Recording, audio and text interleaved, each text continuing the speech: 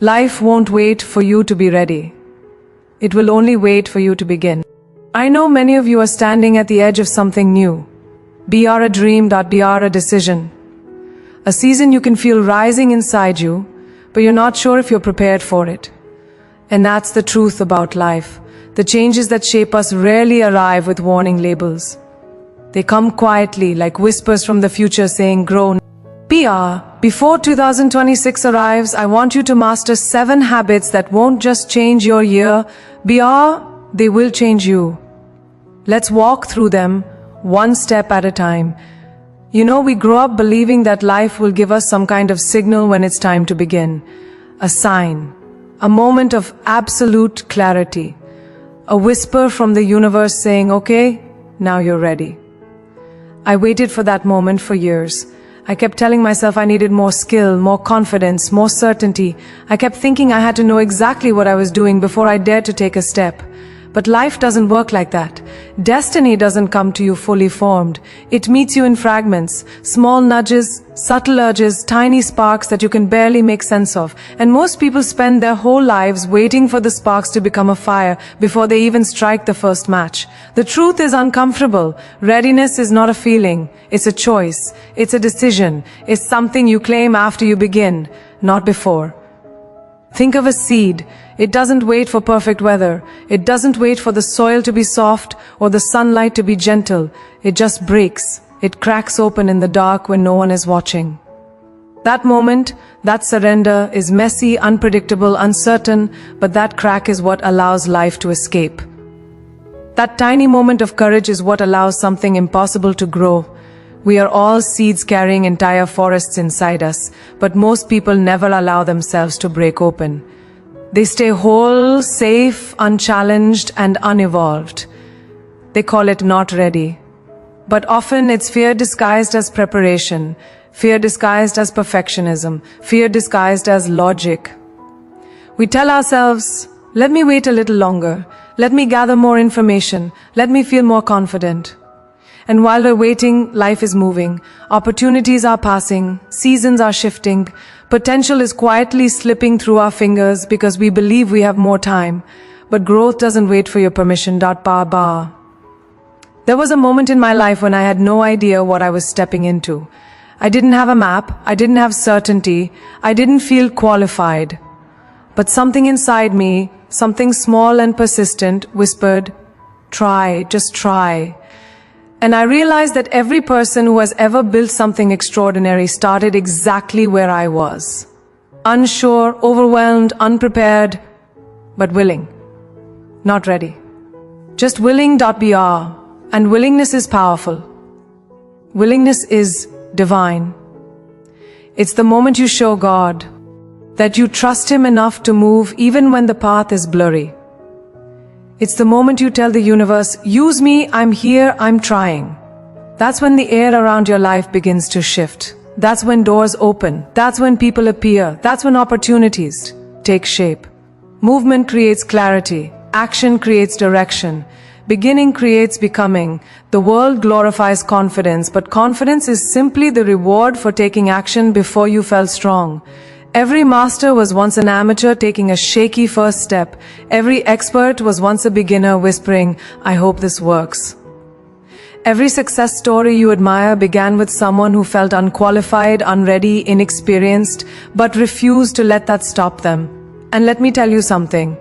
Hesitation is heavier than failure. You can learn from failure. You can grow from failure. You can rise from failure. But hesitation steals possibilities silently. It takes nothing from you directly, but it keeps you away from everything you were meant to experience.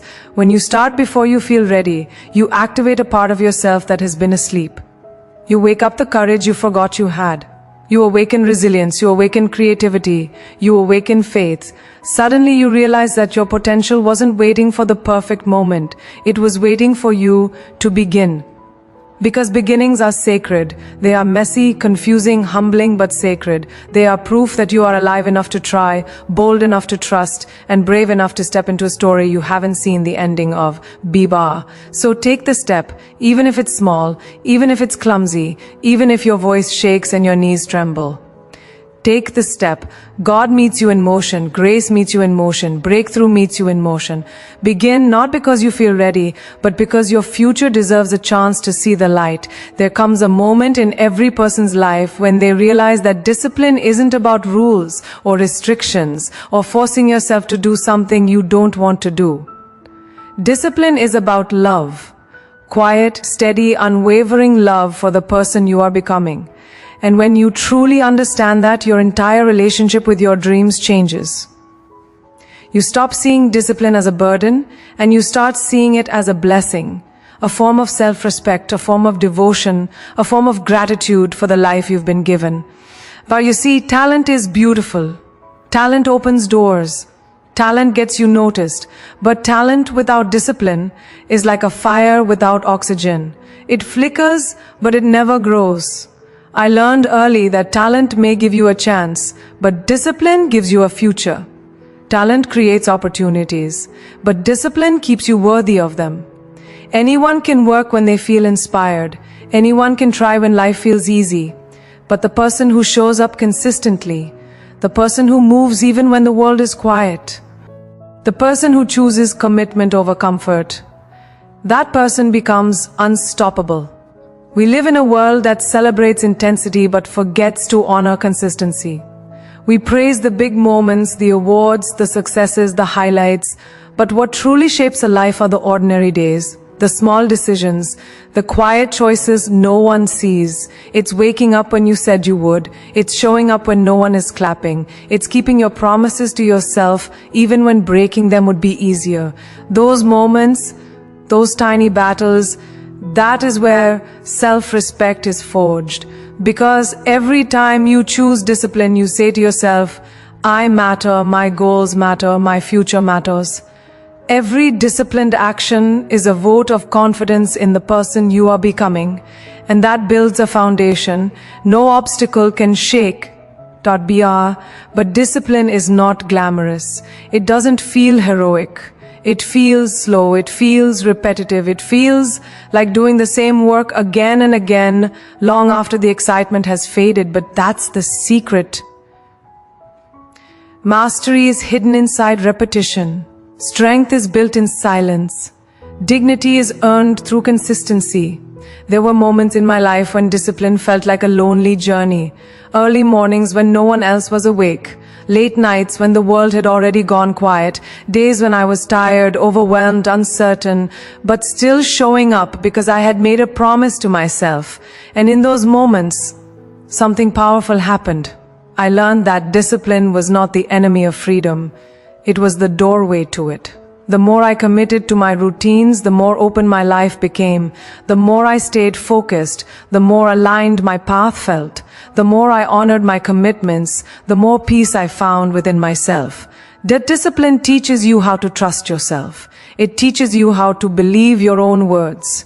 It teaches you that you are capable of showing up, not once, not twice, but again and again and again.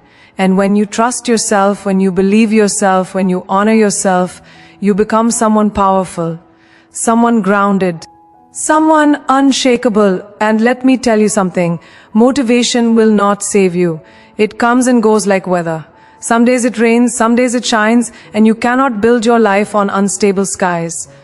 But discipline is a shelter. It protects your purpose on the days motivation disappears. It carries you when inspiration fades. It keeps you going when emotion wants you to quit.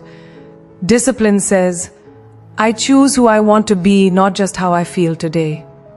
But imagine the life you could build if you honored your goals the way you honor your fears. Imagine what you could accomplish if you committed to your dreams with the same intensity you commit to your doubts. Imagine where you could be a year from now, or even 6 months from now, if you simply kept your promises to yourself. Discipline is not punishment. It is align me. It is choosing the future over the temporary.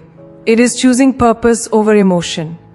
It is choosing growth over comfort. It is the quiet, daily devotion to the person God intended you to become. And here's the most beautiful part. Discipline doesn't demand perfection. It asks for presence. It asks for effort. It asks for honesty. It asks for you to try again, especially on the days you fail. Because discipline is not about never falling. It's about choosing to rise with intention.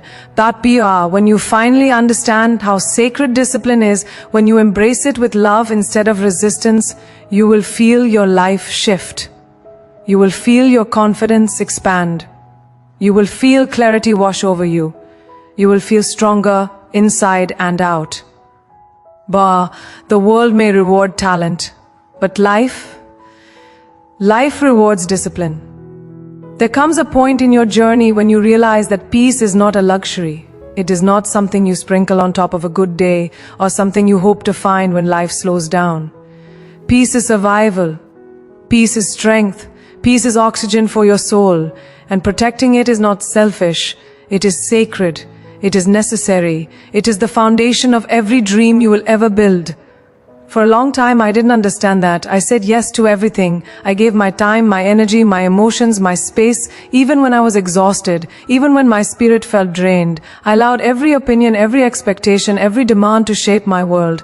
And I wore it like a badge of honor, as if being constantly available meant I was worthy, as if being constantly overwhelmed meant I was important.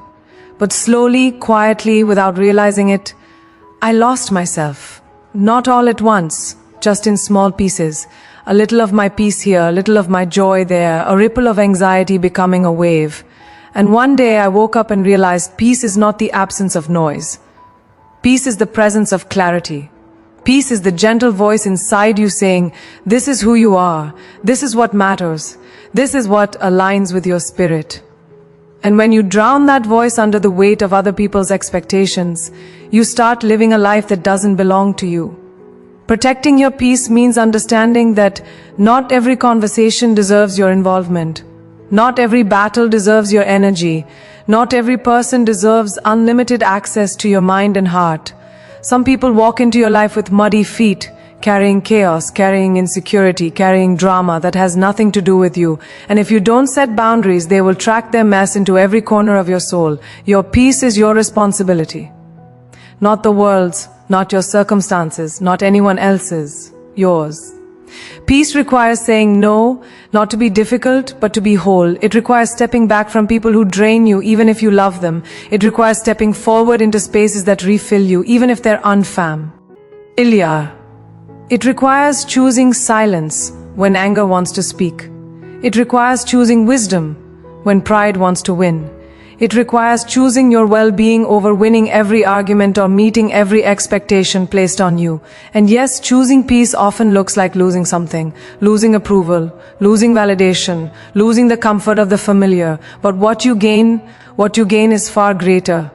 You gain clarity, you gain energy, you gain mental space to create, to reflect, to grow. You gain emotional strength, you gain the ability to hear your own intuition, that inner compass that God placed in you to guide your steps. When you protect your peace, you're not closing your heart, you're cleansing it. You're not shutting people out, you're inviting the right ones in. You're not running away from life, you're preparing yourself to live it fully. Think of your mind as a home. Every thought is a guest. Every emotion is a visitor. Every conversation is someone knocking on the door. You wouldn't let a stranger walk into your house and rearrange your furniture, so why let someone walk into your mind and rearrange your peace? You wouldn't let someone throw trash into your living room, so why allow someone to fill your spirit with negativity? Protect your inner home with the same devotion you protect your physical one. And let me tell you something powerful. Peace makes you stronger. Peace makes you wiser. Peace makes you more creative, more patient, more courageous. Peace gives you the clarity to make decisions you won't regret. Peace gives you the resilience to face storms without losing yourself. Peace gives you the emotional maturity to respond with grace instead of reacting out of fear or anger. When your heart is calm, your strength becomes unshakable. There will always be noise in the world. Life will never completely quiet down. But you can learn to quiet within. You can learn to step away from chaos without stepping away from responsibility. You can learn to walk through fire without letting it consume your spirit. That is what protecting your peace looks like. Choosing what enters your mind. Choosing what stays in your heart. Choosing what deserves your energy. Protect your peace because it is the bridge between who you are and who you are becoming. Protect it because your purpose thrives in calm waters. Protect it because without peace, even your greatest blessings feel heavy. Protect it because your soul deserves a safe place to breathe. And most of all, protect it because everything meaningful in your life, your dreams, your relationships, your growth, your healing, depends on the condition of your inner world. Protect it fiercely. Protect it unapologetically. Protect it like your life depends on it. Because one day you will realize it truly does. There's a moment in every person's life when failure feels like the end. It feels like a door closing, a dream slipping away, a verdict being handed down that says, "You're not good enough." And that feeling, it stings. It shakes your confidence. It tests your faith. It makes you question everything you believed about yourself. But the truth, the deeper, quieter, wiser truth, is that failure is not the opposite of success. Failure is the architect of it. It designs you, it shapes you, it chisels away everything that is weak, unsure, unprepared, and it reveals a strength you didn't know you had.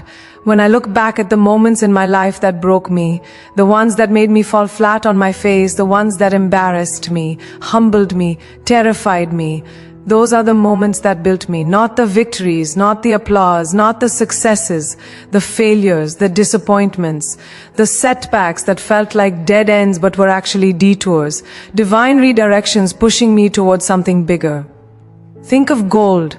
Before it shines, it must survive fire, a fire that is intense, unrelenting, consuming. But that fire doesn't destroy the gold. It refines it. It burns away what doesn't belong. It strengthens what remains. And it forces the gold to reveal its true form. That's what failure does to us. It burns away pride. It burns away illusions. It burns away shortcuts. And what remains is someone stronger, wiser, braver, more grounded than before. You cannot grow without friction. You cannot evolve without discomfort. You cannot succeed without failing at least once, and usually many times. But we are conditioned to fear failure so deeply that we stop taking risks. We stop trying things that challenge us. We stop dreaming beyond what feels safe, and we shrink ourselves into a version that never fails, but also never becomes anything extraordinary. I've met people who were so terrified of failing that they never allowed themselves to begin. But do you know what's worse than failing? Regret. Regret is a slower, quieter kind of pain, one that eats at you from the inside because you'll always wonder what could have happened if you were brave enough to try. Failure lasts a moment. Regret lasts a lifetime. And yet here's the paradox. The people who succeed the most are usually the ones who failed the most. Not because they're more talented, but because they're more resilient. They refuse to let failure define them.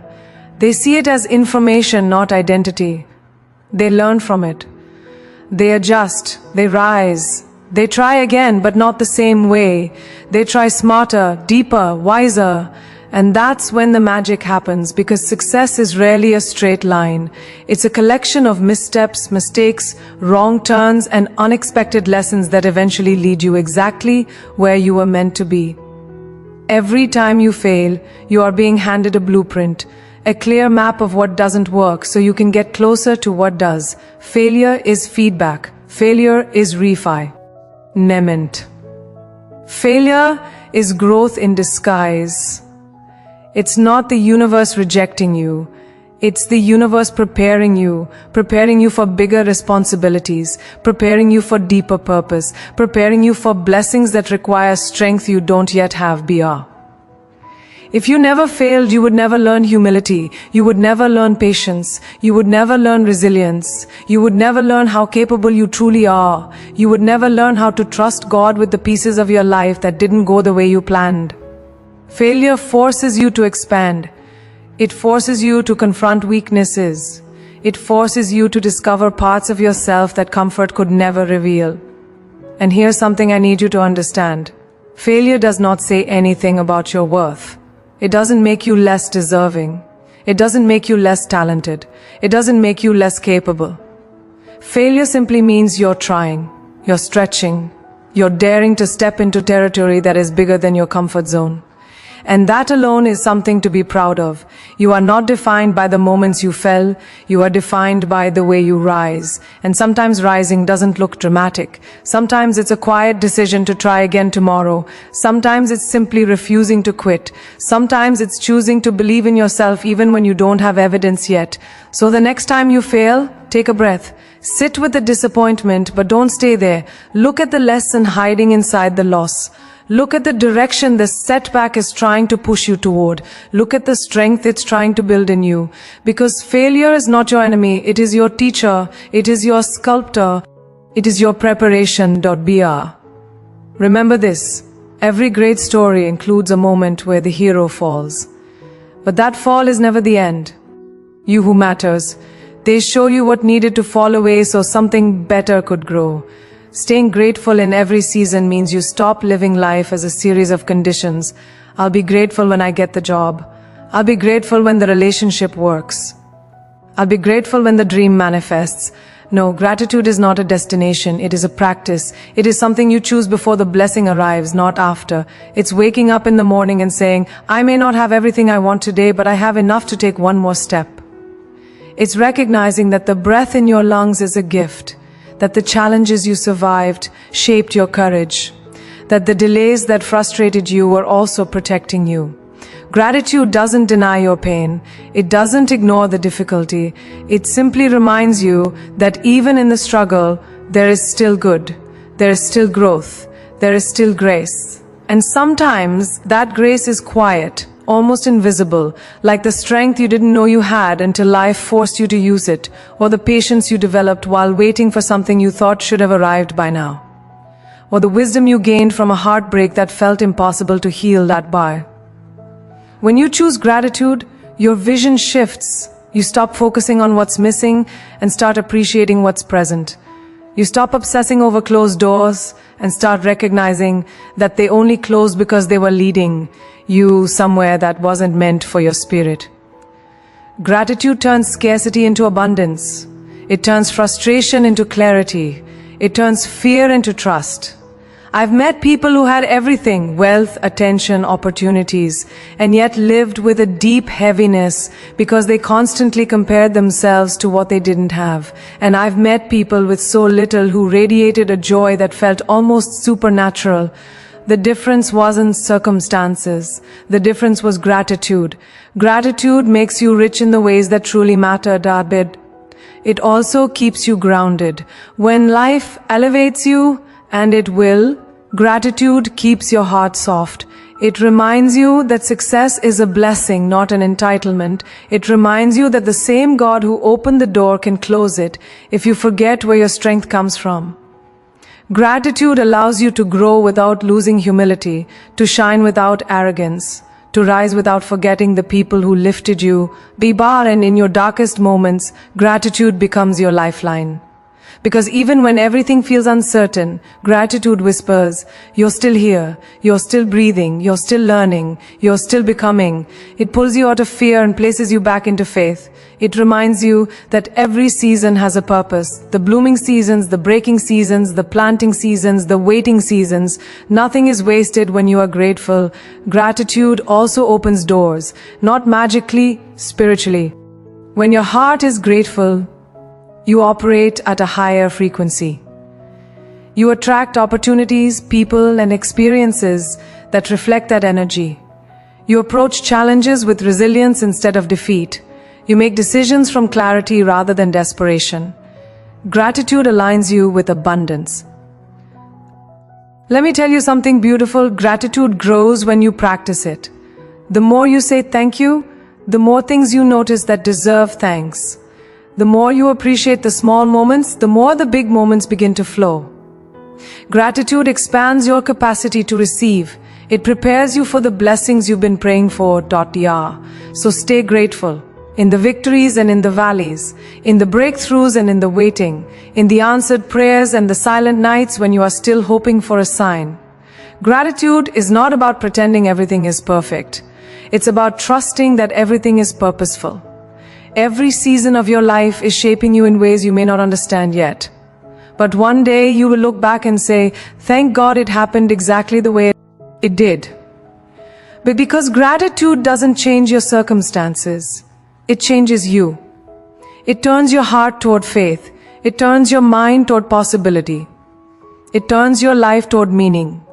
There comes a time in your life when you realize that the people around you are not just companions, they are influences, they are mirrors, they are architects shaping the walls and windows of your inner world. The truth is this: you cannot grow beyond the environment that holds you. You cannot rise if you are surrounded by people who prefer comfort over courage. And you cannot become who you are meant to be if the people closest to you are committed to staying exactly where they are. Every soul has a frequency. Every person carries an energy. Some lift you, some drain you, some stretch you, some shrink you. And one of the most powerful choices you will ever make is deciding who gets close enough to influence the direction of your life. Because the people you walk with will shape the person you become. There was a season in my journey when I realized that not everyone who clapped for me wanted me to rise. Not everyone who loved me loved my growth. Some people were comfortable with the older, smaller version of me, the version that fit their expectations, the version that didn't challenge their limitations, the version that didn't threaten their comfort. And when I started evolving, they became uncomfortable, distant, even critical, but that discomfort was a signal. Growth will always reveal who is truly aligned with your destiny. You see, people who are meant for you won't be intimidated by your expansion. They won't resent your progress. They won't try to dim your light so theirs can feel brighter. Instead, they will encourage you. They will push you. They will look at you and say, "There is more in why. Oh, keep going." They will celebrate your wins, not compare themselves to them. They will love your potential, not fear it. The right people stretch your soul. They challenge the limitations you've accepted for too long. They ask you deeper questions. They hold you to higher standards. They remind you of your values when you forget them. They speak life into your dreams when your faith gets tired. And most importantly, they see the version of you that you're becoming, even before you fully step into it. Those are the people you build with. Those are the people you pray for. Those are the people who expand your life in ways you never imagined. But surrounding yourself with people who stretch your soul also requires courage. It requires walking away from circles that shrink you. It requires releasing relationships that thrive on gossip, negativity, small thinking, and emotional immaturity. It requires outgrowing environments that have become too tight for your spirit. And that is not easy. Letting go is painful. Outgrowing people can feel lonely. But loneliness with purpose is better than company without growth.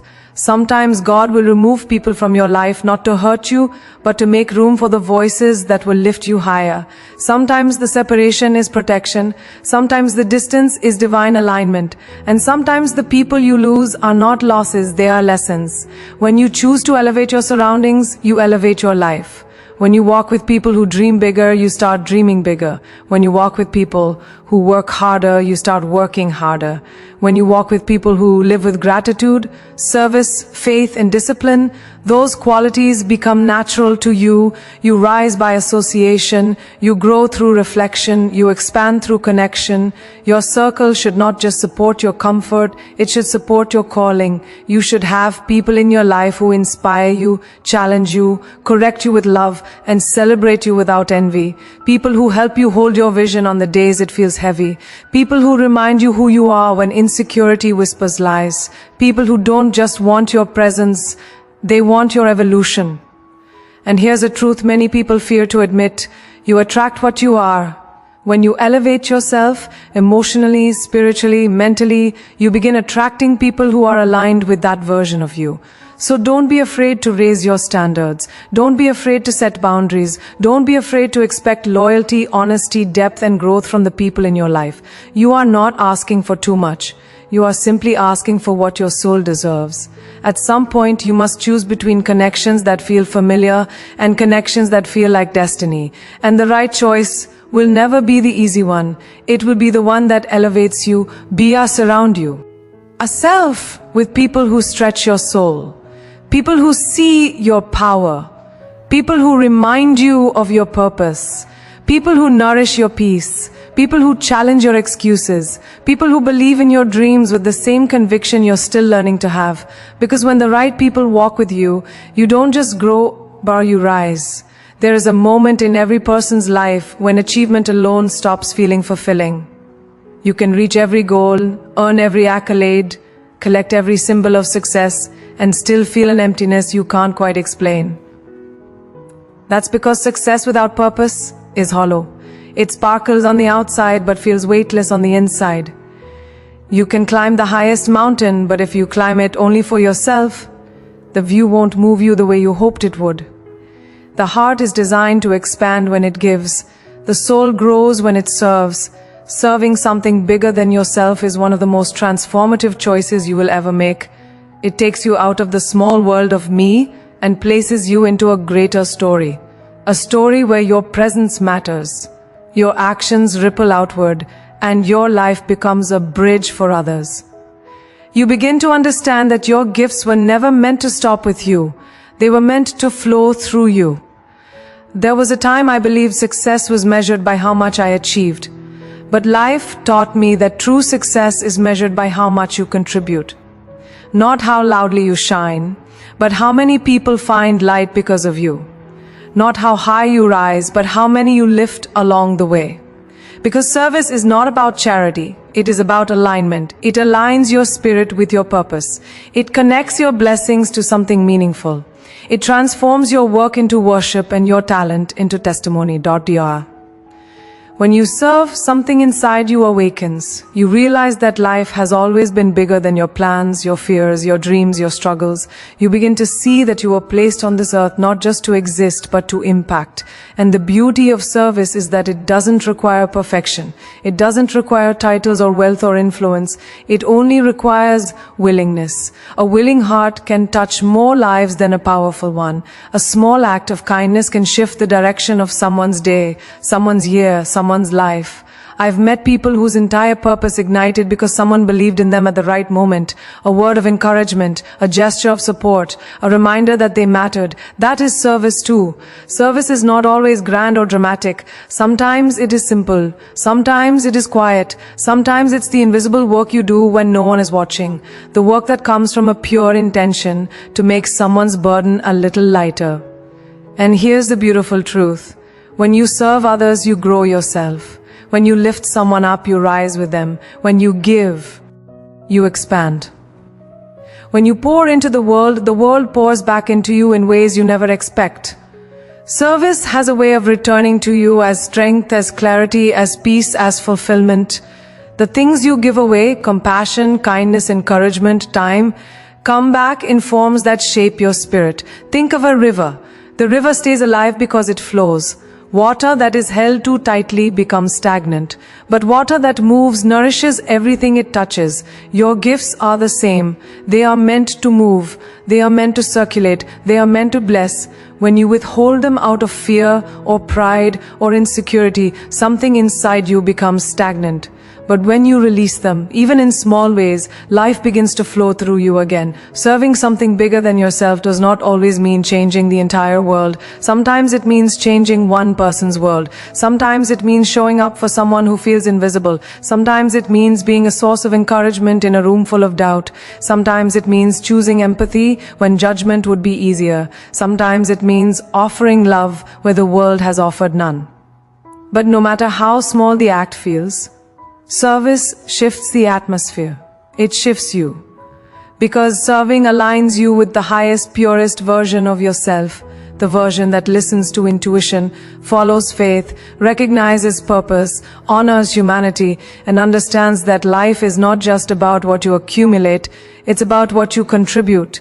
And when you live from that place, that deep place of intention and compassion, everything changes. The world feels different, your work feels different, your relationships feel different, you feel different. You begin to walk with a sense of meaning that success alone could never provide. You begin to understand why you're here. In the end, your legacy will not be defined by what you owned, but by what you gave.